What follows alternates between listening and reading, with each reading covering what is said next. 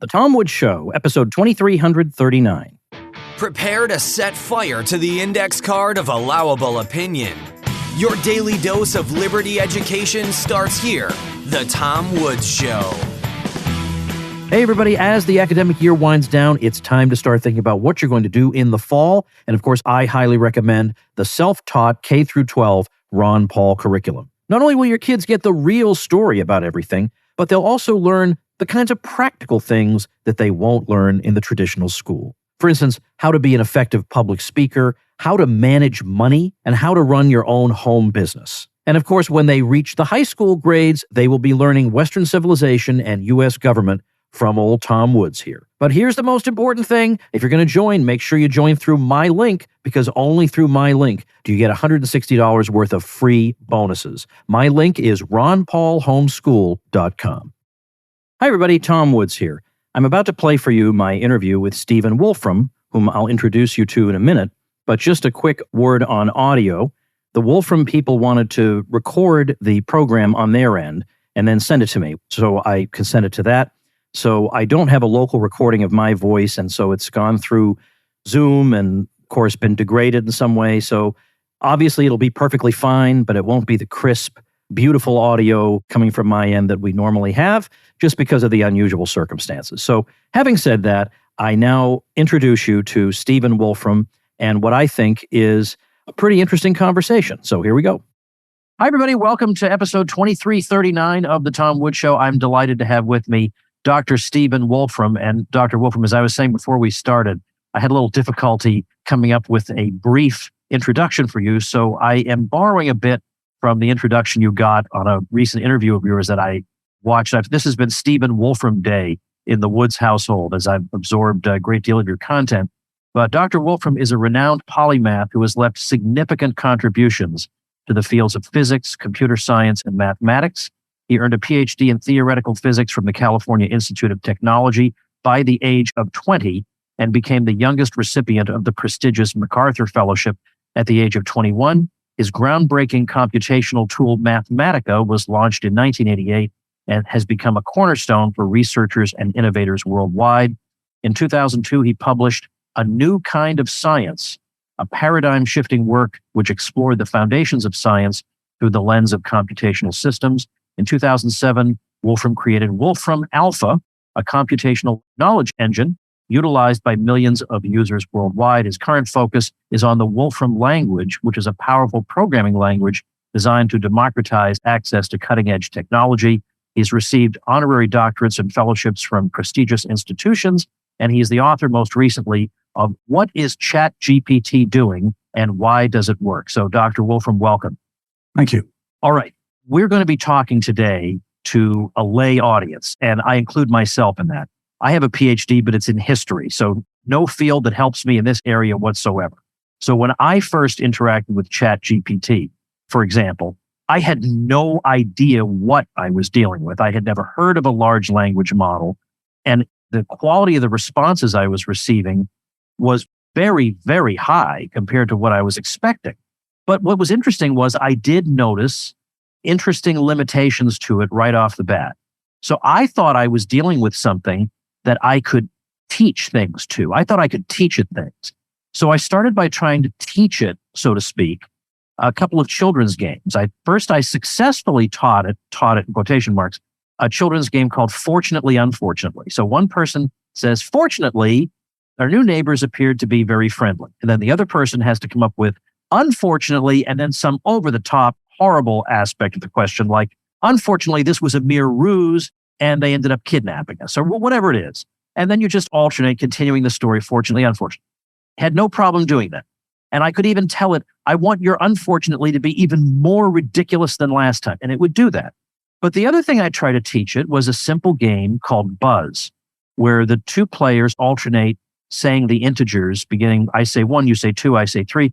But when you reach a multiple of 7 or a number, one of whose digits is 7, instead of saying the number, you say Buzz. And those are all the rules. And so it alternated saying integers with me. But then it would get to 7, I would say Buzz. But it got to 14 and it just said 14. And I said, but 14 is a multiple of 7. You should have said Buzz. And it apologized to me. But then we would continue on and it would continue to make the mistake. And I thought, how interesting. Why can't it learn? And the answer, I think, is that I was misunderstanding the nature of what this thing is. It is a large language model. It deals with language. It is not a thing that computes. And the thing to understand, I mean, first of all, your surprise that it could work was shared by everybody, including its creators, including somebody like me. I'd followed kind of neural nets and even language models for many years. And the fact that we got above this threshold where suddenly this was a thing that was actually producing realistic essays and being able to converse in full sentence human language, that was a surprise to everyone. Now, the question is, what does it ultimately do? Well, what it ultimately does is it knows how to emulate language of the kind that it has seen billions of pages of on the web. And so if you type in the cat on the to ChatGPT, it will almost certainly say Matt as the next word. Why? Because on the web, there are probably hundreds of thousands of sentences that go the cat on the mat. Less likely the cat on the sofa, the cat on the floor, whatever. So what it has done is it's learned kind of the statistics of the language that exists on the web. But it goes further than that because there aren't enough sentences on the web to be able to know what the next word will be to some complicated thing you say there just isn't an example of on the web. And so it has to have kind of a further model for how to continue text. And the surprise, again, it's an important scientific discovery in a sense, is this idea of a neural net seems to be able to do kind of continuation of language in a way that is compatible with the way that we humans are used to it being continued. And in a sense, that's not surprising because neural nets were originally invented and modeled on the way that our brains work. We didn't know that the way our brains work were fully captured by neural nets. We had no idea that there weren't other kinds of weird features of molecular biology or whatever else that were not captured by these kind of idealized neural nets. But what's happened with ChatGPT is it's just a neural net that's made from collections of numbers and multiplying numbers and adding numbers and thresholding numbers and so on. And that gets done, in the case of ChatGPT, in the original version at least, about 200 billion times every time it produces another word. Ultimately, what it's doing is it's been trained to finish a sentence. You start a sentence, it's going to tell you how it goes on. It's going to tell you how the essay goes on for many words if you let it do that. And this is its fundamental thing is continue the text in a way that is typical of the text that humans have written out there on the web. So it's encapsulating whatever it is that we humans have put out there. It's reflecting back to us an encapsulation of what we put out there. But it's encapsulating, it's putting back the language that we put out there. When you say, okay, do a mathematical computation, well, if it's seen examples of that computation a bunch of times on the web, it will be able to more or less reproduce it. A lot of times, it will talk nonsense because it will say, well, I roughly saw that the thing produced a number with such and such a number of digits. I wasn't really able to compute exactly what those digits were, but I know it's roughly this number of digits. I'm going to produce that result. It's actually a little bit terrible for the humans because you look at it, you say, oh yeah, that sounds right. And yes, it does sound right because it's like roughly what's on the web. But when you look at it in detail, it's like, oh my gosh, it's not actually right. I mean, to your experience of your arithmetic game, it managed to get it right at the point where you didn't have to do real counting or computation. It's just like, oh, I can remember a few numbers. When it actually has to compute something, that's not what it can do. Now, for example, we built a plugin for ChatGPT with OpenAI that connects to our whole computation framework, and that will be able to do those computations. In that case, what's happening is ChatGPT is figuring out, oh yeah, I've got something I have to compute here. All right, let me call this Wolfram thing to go and compute it. Then it goes off into our whole computational framework. And then it's like, okay, I need to work out, is this a prime number or whatever else? We can do that as a computational matter. Then we're feeding that back to ChatGPT and saying, here's a piece of text that represents the answer to that. And then it goes happily along and makes use of that fact. I mean, it's kind of using a tool like we humans would use a tool. I mean, if somebody said to me, at least, what's the 1015th prime number? I would have no idea. I could type it into software I had built and it would immediately tell me. But that wouldn't be something that I would expect to work out just off the top of my head.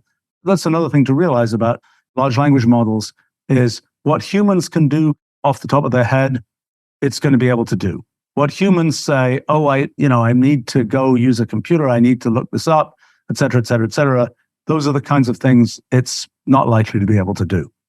So once we get a grasp on more or less what it is, we realize that, let's imagine, for example, that in mathematics, there's some proposition that mathematicians feel like can probably be proven, but up to now they haven't been able to prove it. There's no way a ChatGPT could prove that, because where would it get the answer from? That's largely true. I mean, there are things where there's sort of mathematical intuition about roughly what might this be related to. Now, it's possible by reading the literature, it might notice, by reading the mathematical literature, it might notice, oh, there are these class of problems where this thing is like that thing is like that thing. These are essentially linguistic observations. And it is quite possible that it could figure things out that way. So, for example, a lot of important theoretical science kinds of ideas come about through an analogy between one field and another. You have an analogy between, one that I've studied recently is between metamathematics and the theory of space-time.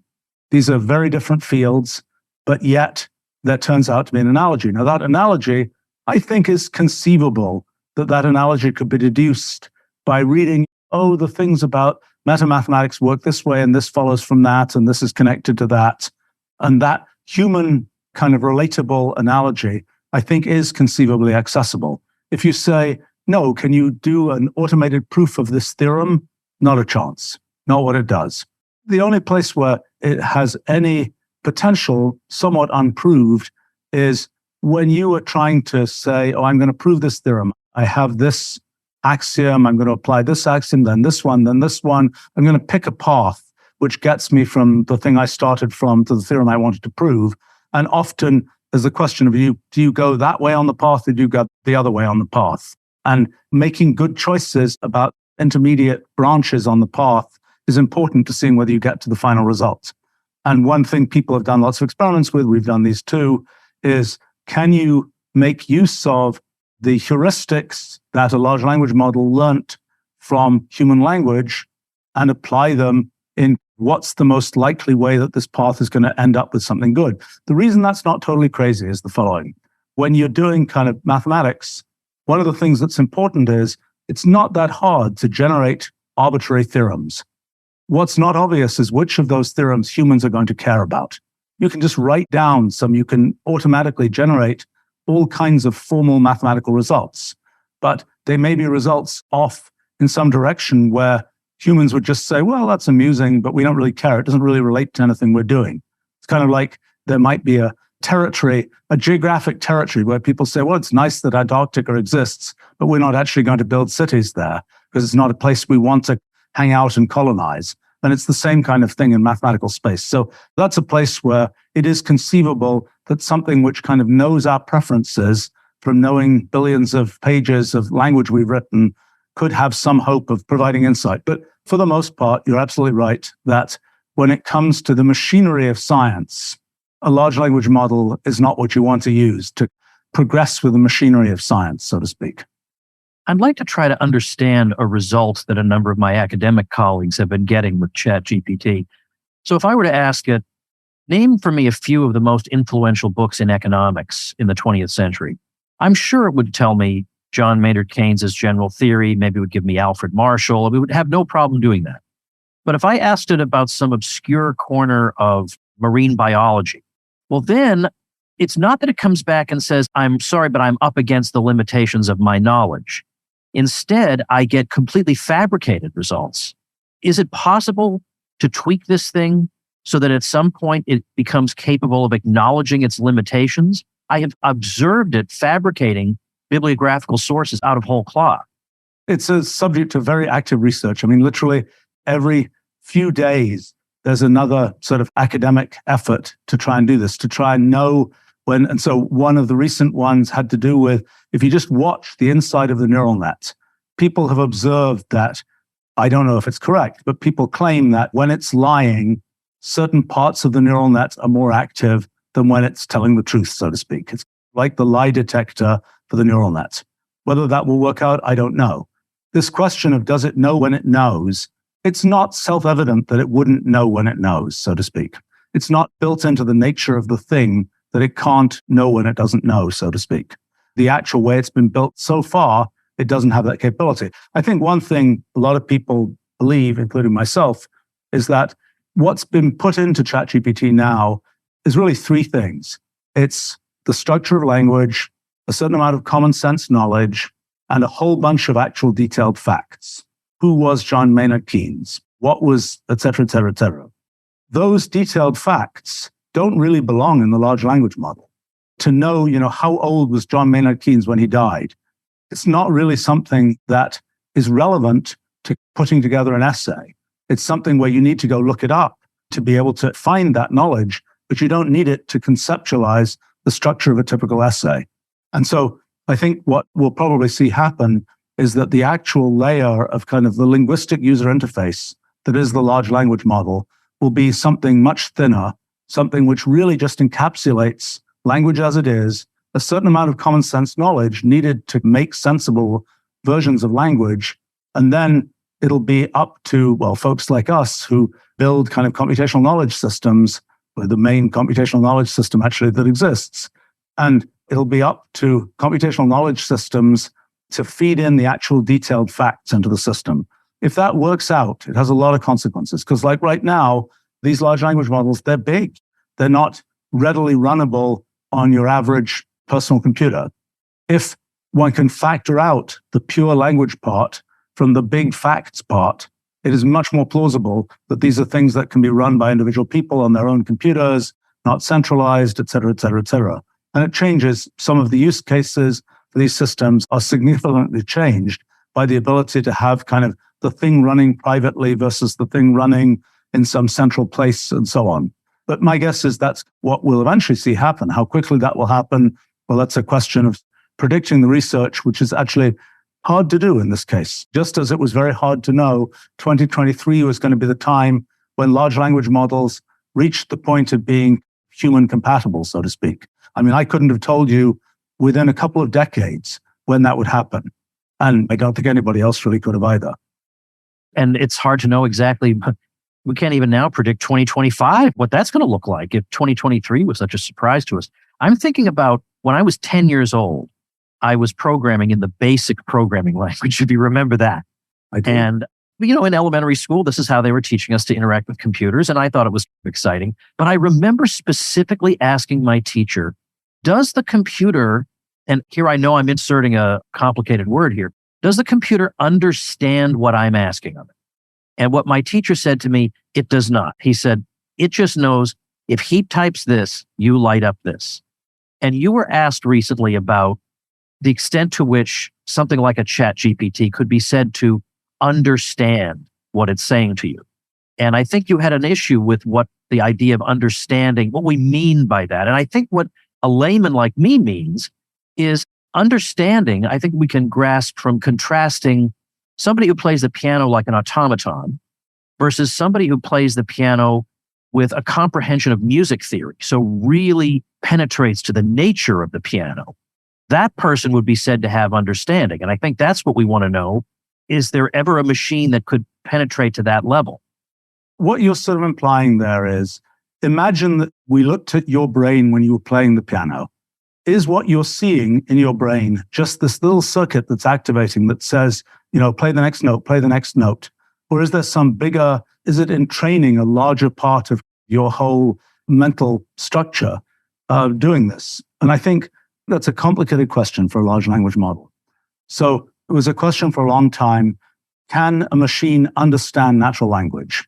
If you give it a sentence, can it, quotes, understand that? That was a thing that had confused people for a long time. People had tried to do that. What does it mean to understand it, et cetera, et cetera, et cetera. Back in 2009, when we brought out our Wolfram Alpha system, that was a case where for the first time one had a real definition of what it operationally meant to understand the natural language, which was you type in a natural language question, what's the ratio of the populations of Boston and New York or something, and what Wolfram Alpha does is it translates that to this precise computational language. the entity New York, the population property of that divided by the entity Boston, population property of that, and so on. It's a precise formal kind of thing. So what operationally one means in that case by understanding is we went from the natural language to this computational representation, and from the computational representation, we can then compute whatever we want to compute. So I think it sort of relates to the kind of way of thinking about what's happening in a brain when you're playing music. Do you get the sort of full depth of what you can work out from the music, or do you merely get the surface level of this is the next note, this is the next note, and so on? And I think, there will be things, this question of what's the comparison between how many neurons light up in our brains when we say what we're going to say versus how many neurons light up in the large language model's brain when it says the next thing. There are some aspects of large language models which are distinctly different from brains. And they're partly this whole thing of it's generating a word at a time. It's just flowing through this kind of mathematical structure every time it generates a word. It doesn't plan what it's going to say. The only way that it maintains continuity is that every successive word it produces, it's looking back at all the previous words it produced and seeing the pattern of those to work out the next word.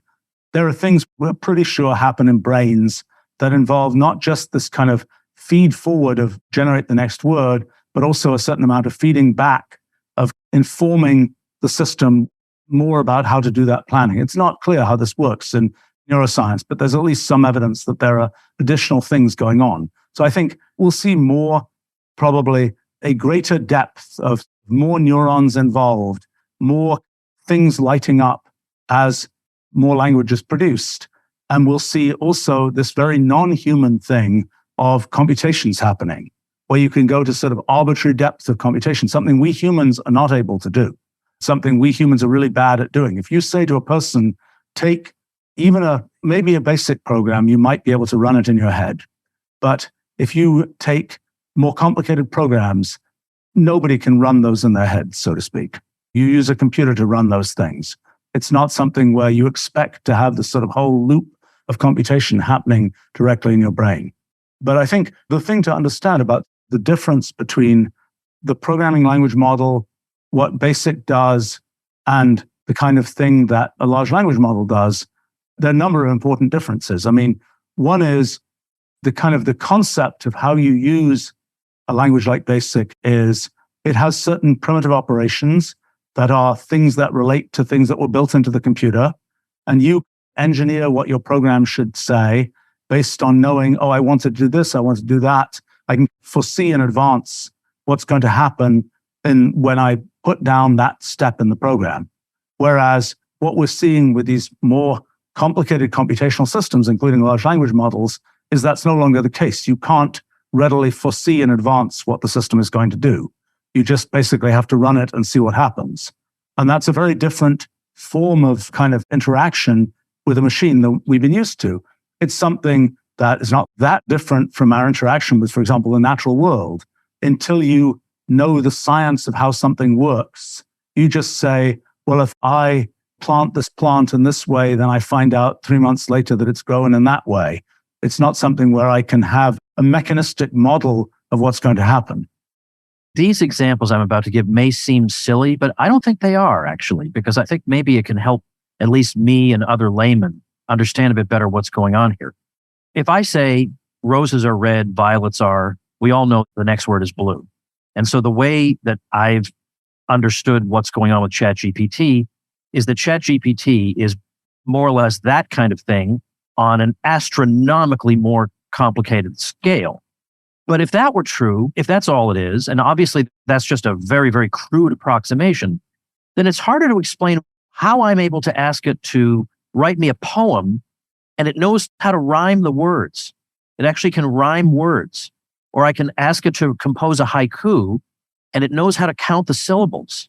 But it's not like maybe it has seen 1 billion haikus, I don't know. Or I can tell it, order my children to clean their rooms, but do so in the manner of a pirate. And it will adopt the voice of a pirate. Yep. It seems hard to reconcile that with the simple roses are red, violets are blank. Yes. This is the amazing thing about computation. computation is something that sort of transcends what we humans are used to. Say, I'm going to have this system. It's going to operate according to these rules. Okay, I look at these rules. I say, oh yeah, I understand how these rules work. Then the human assumption is, I'll understand everything about what the system does. That just turns out not to be true. And this is another example of that phenomenon, that you are saying, I've got this rule, it's got to work this way. But then it turns out when you apply it enough times, it does something that is something you can't foresee, and it's doing something beyond what you expect it to do. Now, if you ask me, how does it manage to rhyme the poem, set up the haiku correctly, I can offer a pretty decent hypothesis for how, in the internal structure of ChatGPT, it has learnt the appropriate kind of patterns of English. It has a certain size of context, a few thousand words. If the thing is a pattern that sort of fits in a few thousand words, it has a good chance to be able to reproduce that pattern. The thing that is difficult for us humans to grasp is this point that even though the setup for the thing is simple, even though we think we understand the component parts, the whole is really something beyond what we can imagine from those parts. And that's, I think, a sort of a fundamental fact about computation. It's a fundamental fact that not only affects how can ChatGPT possibly work, it affects, I think, a lot of our thinking about, well, I think it's going to be an increasingly important issue in kind of the way the world is set up, actually, because there's this kind of idea of, can you just set up rules for things and then scientifically predict what's going to happen? Or does that not really work? Is it the case that just you know the rules, but you can't scientifically foresee what's going to come out? You basically just have to follow the rules and see what happens. That's a thing which people have had this idea. It's a few 100-year-old conceit, so to speak, that we're going to figure everything out with science. What does this mean? To many people, it means we're going to be able to predict everything. We're going to be able to say, we know how the system works. We're going to be able to say, in 3 months, this is going to happen, and that's something science can predict. The thing that we've learned, something I've worked on a lot in sort of theory of things, is this fundamental fact from computation. I call it computational irreducibility, this phenomenon that just because you know the rules, you might have an irreducible amount of computational work that you need to do to work out their consequences. Yes, you can follow the rules step by step, 1 billion steps or something, and see what happens. But if you say, I want a scientific prediction, I want to be able to just write down a formula, figure out something in science, and jump ahead and say, I know what's going to happen 1 billion steps from now, that's something that from within science, we're learning is not possible, which I think is a very important conceptual realization, because it's something where, as I say, for the last few 100 years, there's been very much this idea that whatever we need to know about the world, science is eventually going to answer that question for us. Whatever we need to set up in the world, where we say we're going to set things up so nothing could possibly go wrong and things are going to work this way and that way, that's a plausible thing where we could say we're going to move these knobs and levers, and science is going to show us that sort of nothing could possibly go wrong, so to speak. And the realization from computational irreducibility is it doesn't work that way. And science itself is telling us it doesn't work that way. It's not external mysticism not believing in science. It's from within science itself. We're learning that. And what we see in this kind of the surprise of the fact that ChatGPT is on the more complicated end of systems of rules and so on, but the fact that we can get these things that seem so elaborate and human and so on is a thing that is part of the sort of surprise of computational irreducibility. The word surprise, you said earlier that even the creators of ChatGPT were surprised to some extent with the results of it. Have there been other areas of AI where AI has appeared to be able to do things that even its creators are surprised that it's able to do? So the history of AI is a mottled one. I mean, AI, the term was invented in the 1950s. At the beginning, the big surprise was that things they thought were going to work didn't work. At the beginning, people just imagined, oh, we've made mechanical devices that are stronger than humans.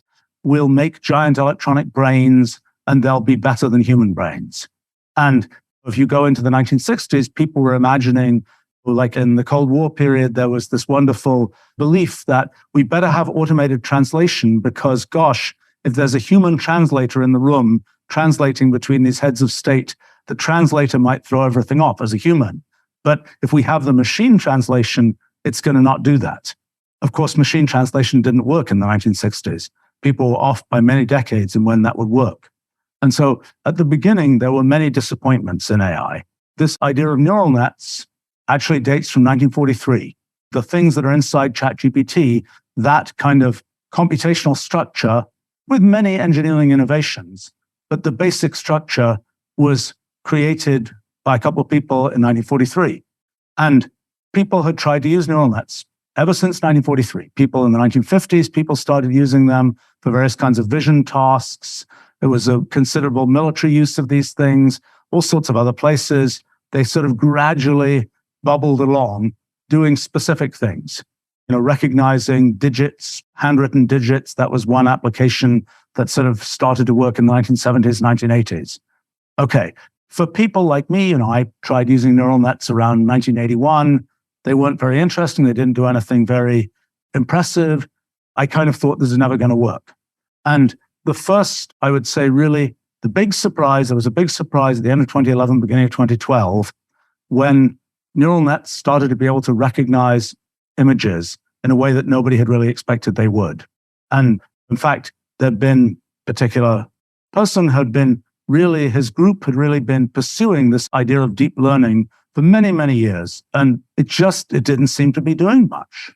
And then somebody, almost by mistake, left one of these networks training for another month of computer time, not knowing what was going to happen. They come back a month later, and by golly, now it can recognize 5,000 different kinds of things, of cats and dogs and elephants and all kinds of things like that. Whereas before, people had been able to get neural nets to recognize letters of the alphabet and so on, but not thousands of different kinds of objects. So that was the first big surprise, 2012, of yes, neural nets did something really surprising people didn't expect. Then there have been a series of further advances, which were a little less surprising, things like speech to text, which people had always thought had to be done by other methods. Neural nets managed to do it. And the thing that is always strange about neural nets is it feels like a very brute force technique. It just says you put down this structure of all these numbers and multiplications and additions and so on, and you put down the structure, and then you just give it a zillion examples, where a zillion might be millions or billions of examples. You just say, okay, neural net, adapt the details of the numbers inside you so that you do better and better at actually reproducing the results you are supposed to get based on these examples. And it's a very, very brute force seeming. And the thing that is the surprise that people didn't expect, I certainly didn't expect, was that a very bizarre fact: the harder the problem, the easier it is for a neural net to learn. And that's a weird thing. People had imagined that, like in most areas of science, you kind of simplify the problem, you can understand what's going on. You make a neural net that's just recognizing these very simple cases, et cetera, et cetera, et cetera. Turns out when you try and train a neural net like that, it often gets stuck. It gets, it can recognize this one piece, but it never manages to get the other pieces and so on. The big surprise is when you're training a neural net on these really complicated problems, like how do you distinguish a cat from a dog? How do you do, there are lots and lots of pixels in those images. What's it going to do? It turns out that the, quotes, high-dimensional problem is ultimately easier to solve, which people didn't expect, than the simplified problem. So that was the thing that repeated itself over the course of the 2010s, basically, in a series of different areas, whether it was speech to text, other kinds of things, then this idea of image generation, given a textual prompt, can you generate a plausible image of a cat and so on? Each of these things, in a sense, the brute force methods seem to work. And by the way, the same is true with ChatGPT. ChatGPT is in many ways, not to minimize the detailed engineering that's been done, but in many ways, it's a very brute force kind of thing. It's just like, feed it everything we've written on the web, have it learn the pattern of all those things, then have it try and produce text that follows those same patterns. So I would say there are two major surprises. The 2012 deep learning surprise and the ChatGPT surprise are probably the most identifiable kind of AI surprises. You might ask, well, is there going to be another surprise coming up real soon? And I think we don't know, but I think that one of the things that is happening is we're beginning to get to the edge of the training data we have. one more big source of training data is videos of what actually happens out there in the world. How do things affect other things, and how do humans relate to each other and so on? Those are things you can learn from videos, and that hasn't yet been, it's being mined as a way to train neural nets and so on. And I have no doubt that lots of things will become possible there, of sort of the human avatar-like video responding in a reasonable way to another human talking to that avatar and things like this. So that's the next surprising thing. It seems to require quite a lot of computational resources. That will be a limiting factor, I think, for a while on that. Hey, folks, with Father's Day coming up, I got a message for you from Omaha Steaks. On Father's Day, your father and a bunch of other fathers are going to compare notes, and they're going to say, what did you get for Father's Day? And one of them will say, oh, I got a number one dad t-shirt. Now, there's nothing wrong with that. That's very, very sweet and nice. But he has 10 of them from the 10 previous Father's Days. Why don't you get him a countercultural, awesome gift that he secretly wants, and that will make him the envy of all the other dads? Your father or father-in-law or whoever is going to say, I got a hand-selected package from Omaha Steaks. You go over to omahasteaks.com, use promo code WOODS at checkout. You get $30 off your qualifying order. These packages can include bacon-wrapped filet mignons, air-chilled boneless chicken breasts, burgers, jumbo franks, many more favorites. I've been eating them myself because Omaha Steaks sent me an amazing package just like the kind that you can make for your own dad, and it's delicious as always. I've been ordering Omaha Steaks since maybe 2010. It's super convenient, top quality, and a great value. Well, whether he's your father, father-in-law, or father figure, he's the guy who was always ready to step up when you needed him most. So this Father's Day, show him the love with the only gift that's as unforgettable as he is, the mouth-watering perfection of Omaha Steaks. From perfectly aged, oh-so-tender steaks to hand-selected gift packages, Omaha Steaks makes it easy to give Dad what he really wants. Order today and get $30 off with promo code WOODS. And every purchase is backed by their unconditional money-back guarantee. That's omahasteaks.com, promo code WOODS. Minimum order may be required. See site for details. How would you describe to a lay audience Wolfram language and its applications?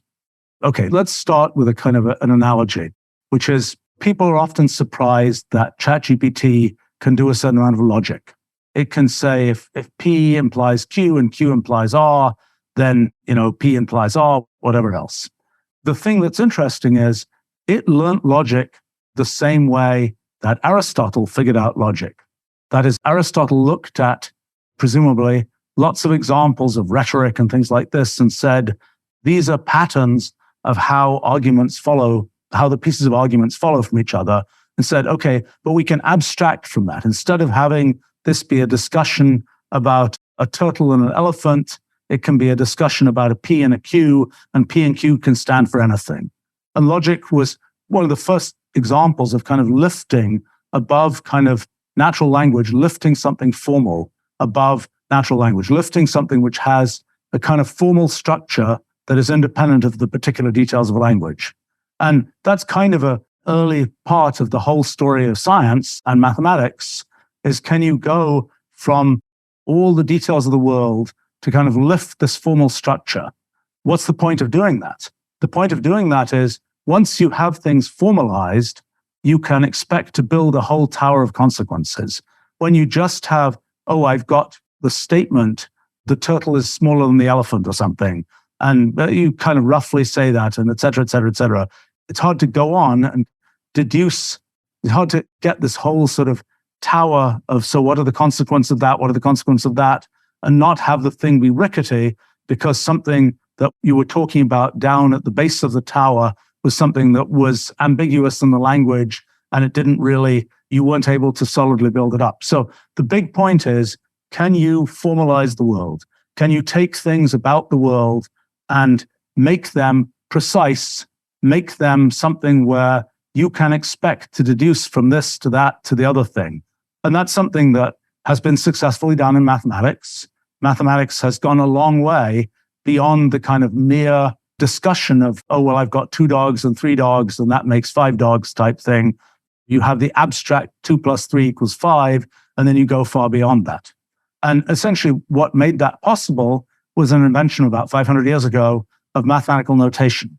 Before that time, when people had wanted to talk about mathematical kinds of things, they did it with natural language.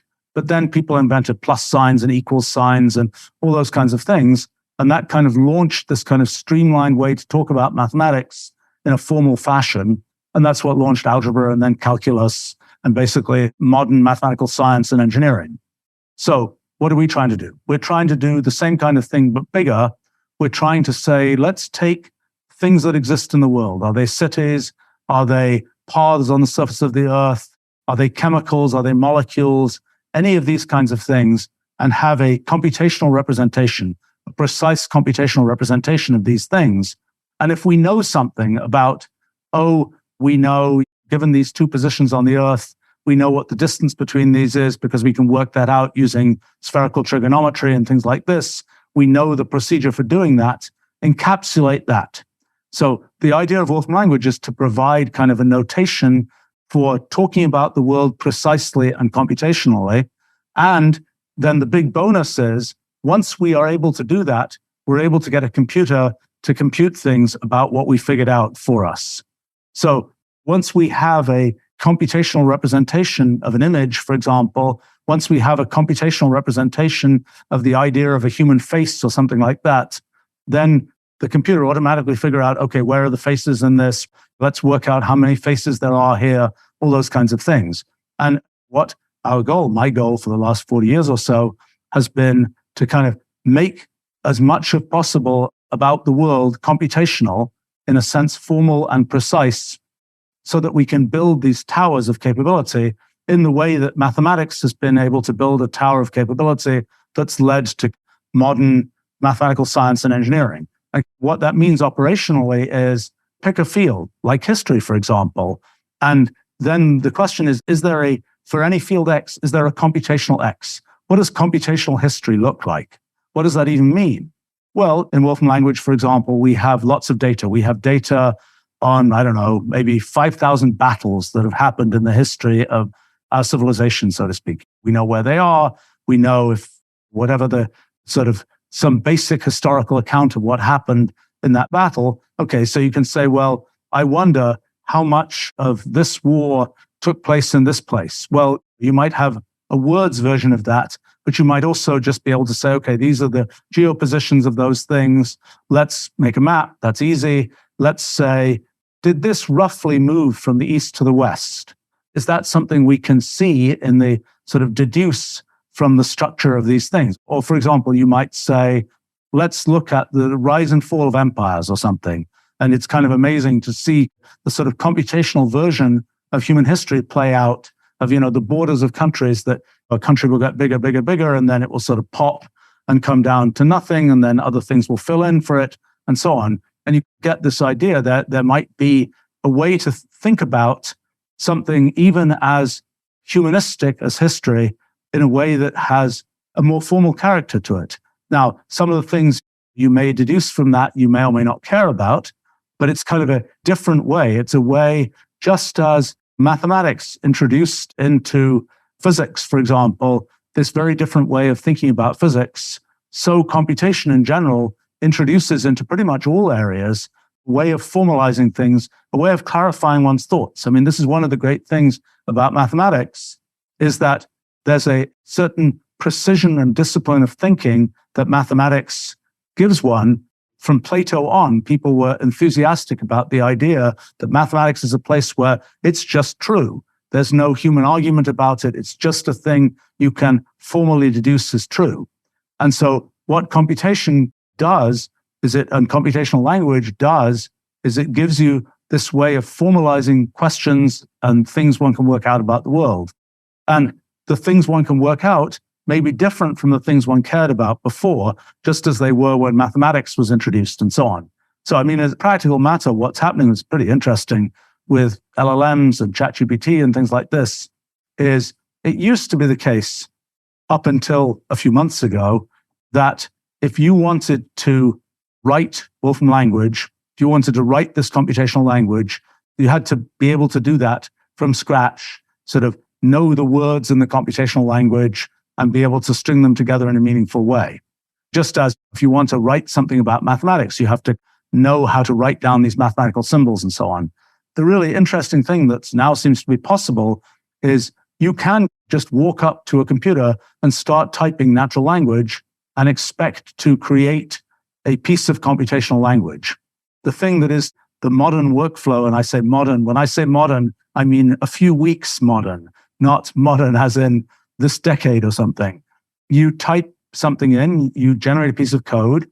The whole point of Wolfram language code is it's a computational representation of the things we think about. It is a language that we can read as well as write. So the machine generates some piece of computational language. You as a human can look at it and say, is that really what I meant? It's much easier to read it than it would be to write it from scratch. Just like you're trying to understand some foreign language in human language, it's easier to read than it is to compose that language for yourself. And this is the unique case where we've got this computational language where it's intended for humans to read. So I think the modern workflow of things is you're typing to the machine something in human natural language, it's synthesizing some computational language, you read that, maybe you tweak it a bit, and then you start building on that. So one of the questions that then comes up is, okay, that means lots of exercises that people have gone through school to learn how to do and all this kind of thing. The machine can do it now. But there's one piece that's really missing. So what do you actually want to compute to begin with? How do you conceptualize things so that you can define what it is you want to tell the machine to do? And I think that's a sort of an interesting moment in education, because I think there's been a tremendous sort of tendency towards increasing specialization and so on. And this is a case where what really matters is to have the big picture. What are you trying to ask? How do you formulate what you're trying to talk about? More so than, do I know the mechanics of how to actually do that particular computation and so on? I think that's the coming sort of literacy is, do you understand how to think about the world computationally? By the way, something I find rather charming is, prompt engineering has become this very big ticket thing of, who can write the right prompt for a large language model to get it to do the right thing, okay? So one question I've been curious about is, what is the human skill? What is the transferable skill that leads you to be a good prompt engineer? Is it that you understand mathematics, that you understand computational linguistics? What is it? I'm pretty sure the answer is that you're a good expository writer. That basically, when I notice this for myself, when I write a prompt and I'm kind of lazy and I don't really say, well, let me explain this really clearly, by golly, it doesn't understand, just as humans wouldn't understand. And when I do a good job of the expository writing, because it's modeled on human understanding, we talked a little bit before about what it means to understand, but operationally, does it do what I want it to do, so to speak? And the answer is, if I explain myself clearly enough, it has a much better chance to do that. But again, the real sort of pivot point is, do I know what I want it to do in the first place? Have I conceptualized what I wanted to do in the first place? Sort of that's the big challenge of people getting to the point where that has been broadly understood. And it's an unbelievably minority kind of thing to understand at this point. I feel like I can't wrap up this conversation without asking you to make some value judgments, because up to now, our discussion has been more or less purely descriptive, but people have fears, some justified perhaps, some unjustified, about AI. And I wonder if you can give us everything has pluses and minuses.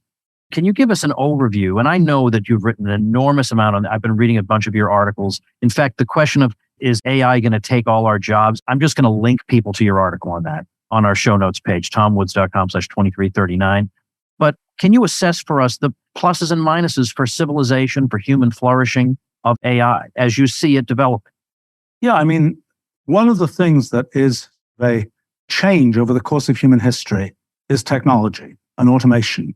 If we look at a Greek play or something, the human condition is very little different from the way it always was. And the way we humans act as humans is very little different. But the thing that has been this constant change over human history is technology. And the number of things that we as humans don't have to do ourselves, but we can kind of delegate to automation. AI is another step of that. it's a surprise to people that a lot of kind of knowledge work types of activities where people said, that's not a thing we're going to be able to delegate to machines. People have believed that for decades at least, that that's something that is really, that's a human thing. We're never going to be able to get machines to do that. Well, rather suddenly, and it's a very rare thing in the history of technology and so on, that a thing like this happens as suddenly as this has happened. So I think people are still reeling from the realization that, well, yes, there are a lot of things which we thought humans had to do, and they don't have to do it. And I think now the question of what will be the result of that, does that mean there are no jobs for humans? There's nothing for humans to do? I doubt that. That is not what we've seen historically. I doubt that's what we'll see in this case. I think what we'll see is, well, there's lots of stuff. For example, I talked about, well, things like low-level programming. A lot of that will disappear because it's really automatable. I mean, people like me have pushed that automation for decades. So that part is not a surprise to somebody like me, that that's an automatable thing. But to many people, that's a surprise.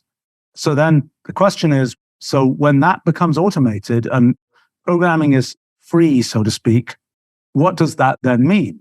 Well, it means that people who were just doing the programming, they don't get to do that anymore because nobody needs that. It's just automated. But now there's this vast number of new things that can be done because the programming part was free, so to speak. And I think that's the typical thing you see historically is something gets automated, and then the result is that a thing that used to be a single activity that people had to put a lot of effort into fragments into a zillion different new innovated activities, so to speak. And humans, one of the challenges is always, well, what do we want to do? There's a lot that is computationally in principle possible.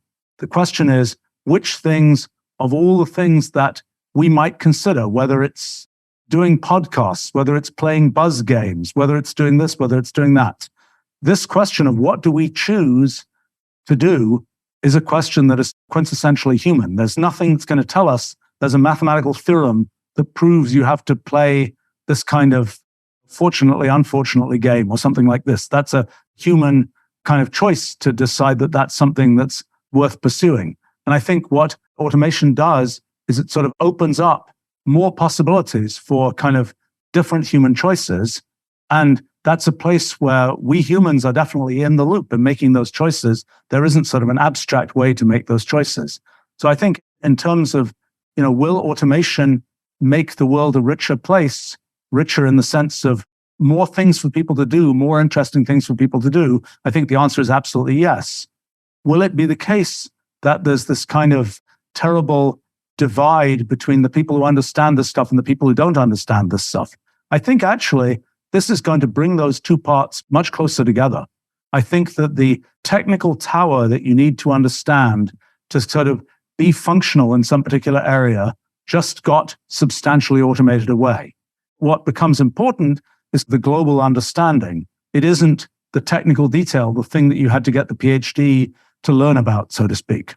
So in some sense, I think that's an interesting moment because it does give the opportunity, just like the expository writers as prompt engineers, the expository writers with no, quote, detailed technical knowledge and technical background and so on. That's sort of an interesting mixing point for the world. I think in a different branch of kind of, should we be worried about the AIs? There's also the question of, okay, well, what are we going to delegate to the AIs? And are the AIs going to do what we want them to do? That's a challenging question. It's not helped by the question of, so what do we want the AIs to do? That is, if we give a system of ethics, for example, for the AIs, if we tell them, oh, you're ranking posts on social media, you should think about the following ethical question when you do that. If we can decide what we want those principles to be, then the AI has a fighting chance of being able to follow them. But first it's shining a kind of bright light on, so what do we actually want? Because while it's just a question of telling people, well, do roughly this, do roughly that, it's kind of, you always know there's a certain fuzziness to what the people will do, so to speak. But by the time you have the AI and you can see these were the prompts that were given to the AI, well, there's a certain amount of fuzziness for the AI as well, but these were the specific prompts. And then the AI was the thing that decided which way to drive the self-driving car. The AI was the thing that decided how to change the bank interest rates. The AI was the thing that decided this or that. And then you say, well, let's look at the prompts. Well, you can concretely do that. So I think, this question of, so what do we want the AIs to do? And people will say, well, we want the AIs to do the right things or things that are good for humans or whatever. There's a tremendous issue there so what do we actually want? And I know one of the things that is certainly locally sort of a risk is a lot of these things will get implemented just by virtue of, well, there's an piece of engineering that has to get done, and this is how this will be implemented. And one might be concerned about the kind of depth of almost philosophical thinking that goes on in trying to figure out how should those things be set up. Because like a very typical thing, people will say, well, let's just have the AIs watch what humans do, and we'll have them learn from the humans by some machine learning training how to act. And then people very quickly say, no, that's a really bad idea. Humans do a lot of crazy stuff that we absolutely don't want the AIs to do. And so then you get into the kind of question of, well, we want the AIs to do what humans aspire to do. And that's a big mess because people don't agree on what humans aspire to do. And that's a place where there's an issue. Then the question is, to what extent can you get the AIs to do what you tell them to do? Well, I think there's a couple of things to realize there. One is some part of what AIs do is actuating things in the real world, like turning the steering of the self-driving car in that direction, changing this quantitative number in this way. In those cases, you can always say, okay, AI, I don't know what you're thinking inside, but we're going to just control something about what happens on the outside. No, you can't slam the brakes on of the self-driving car at this rate because, that's going to be bad for everybody, whatever else. It's something where you can take the output from the AI and you can put constraints on the output from the AI. There's one thing, I realized this recently, it's a terrible thing, that there's one form of actuation for AIs that is almost by definition not controllable, which is the AIs are interacting with humans. That's sort of the point. The AIs are feeding whatever it is, news feeds to humans. The AIs are making suggestions to humans, et cetera, et cetera, et cetera. Humans are an actuation layer for AIs. So if the AIs learn this is what you do to actuate the humans to do this or that thing, then even if you say, great, we're going to control the actuation layer, we're going to make sure that nothing crazy happens at the actuation layer, you don't get to do that because one of the important actuation layers is humans who they do what they do. They're controlled by government's laws, et cetera, et cetera, et cetera, but it's not something where you can say, I'm going to put this little piece of code in there that's going to make sure that the self-driving car doesn't drive into a brick wall or something. It's a tricky thing. And I think there are a lot of dynamics of how that works that will play out over the next few years, probably. And I would say that the thing that the more people understand the deeper ideas about what it means to have an AI-governed world, the more that that's generally understood, the more people really engage with kind of ideas like computational irreducibility that understand that, no, you can't know just because you look at the code doesn't mean you can know what's going to happen, those kinds of things. The more people understand that, the more there's likely to be sort of meaningful discourse about what to do, and it's not clear what to do. I think the one thing that I would say, my own sort of perhaps prejudice, I don't know, is the first step is just define. You say, okay, we're going to have an AI constitution, or each community is going to have a different AI constitution. Well, the question is, what are even the clauses in that constitution? What's a plausible clause? Maybe you come up with 200 plausible clauses, and you could say, well, I'll pick number 42. Somebody else will pick number 97. You say, well, actually, you can't pick both 42 and 97. They're inconsistent with each other. But you can then at least have a reasonable sort of form of discourse about, so what should one do, so to speak? But one doesn't even know very much about what the content of such a thing would look like. So I think that's an area of issue. There are other things that are an issue. I think this whole question about centralization versus decentralization of the operation of AIs, there has been a trend for a while. The social media, the search engines, all these kinds of things are very centralized. That's been a thing that there's a certain amount of consequences to that centralization. The question is AI centralized as well, or is AI decentralized? And that, I think, is still technically somewhat up in the air. I would say another thing is in the area of education. There's a lot of potential in education. There's a lot of potential to provide much more personalized education. There's a lot of ability for an AI to know what I know. And so when I want to learn a new thing, it can tell me just the exact right thing to tell me because it knows what I already know. It knows how to take the scaffolding I already have and add that piece onto it, rather than just saying, well, let me tell you the same as I'm going to tell everybody else and not take account of what I already know. So I think there are a lot of interesting opportunities there. There's some risk because there are things where it's worse than teach to the test. It's teach to the AI, so to speak. It's like learn to write your essay so that the AI will grade it well and so on. There are certainly issues around that. And at what point the humans are pretty much just in the service of the AIs, which is, from at least my point of view, not a good outcome. I like the human choices that we get to make. I'm not so into the idea that everything I do will be auto-suggested by an AI.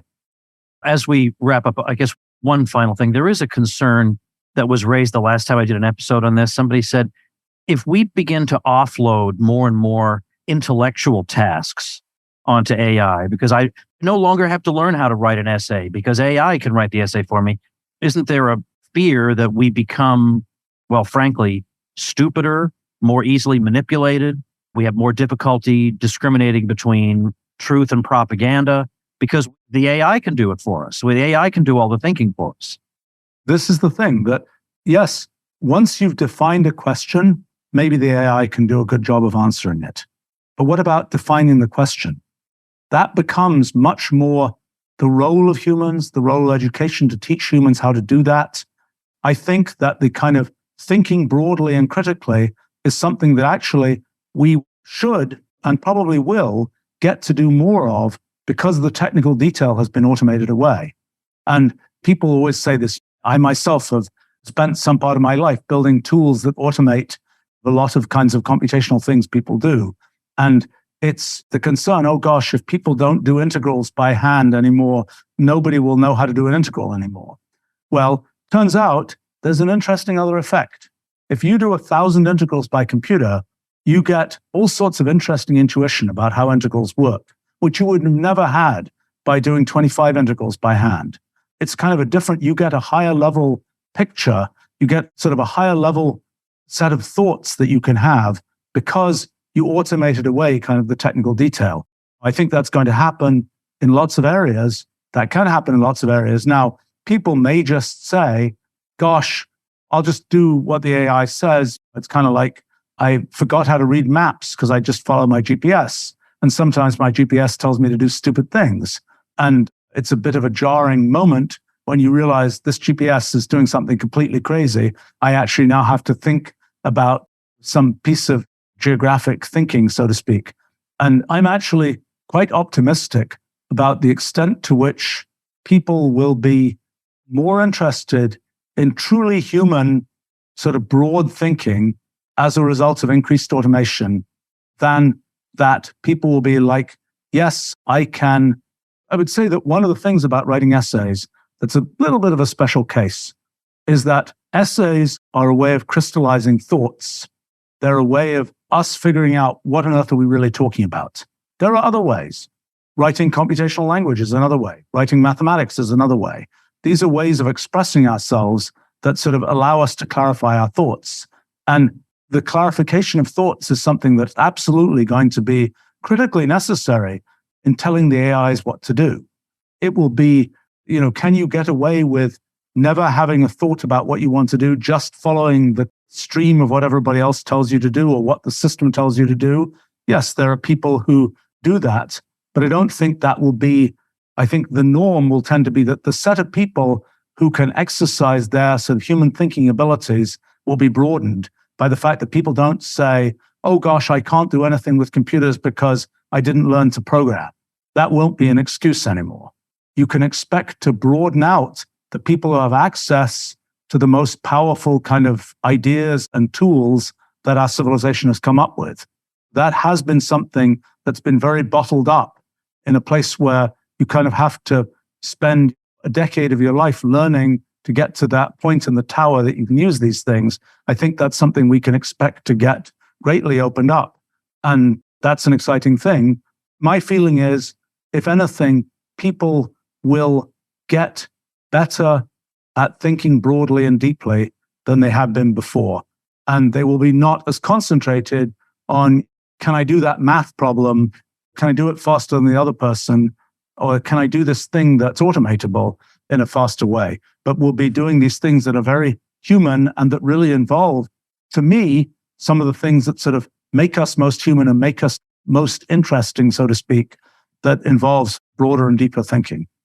Dr. Wolfram, if people want to follow you and what you've been writing these days, what's the easiest way online for them to do that? Let's see, you can go to my website, stephenwolfram.com, and I write lots of stuff, which winds up on writings.stephenwolfram.com.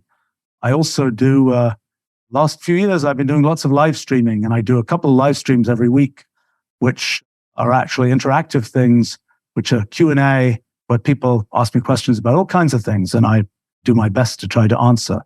And that's a good place to try to follow. And for people who are interested in our technology and Wolfram language and so on, wolfram.com, our corporate website, has all of that kind of information. All right, I will put all this up at tomwoods.com/2339. I kept you longer than I said I would, but you've been very gracious, and I appreciate very much your time and your insights. Thanks so much. Yeah, great. And thank you, ladies and gentlemen.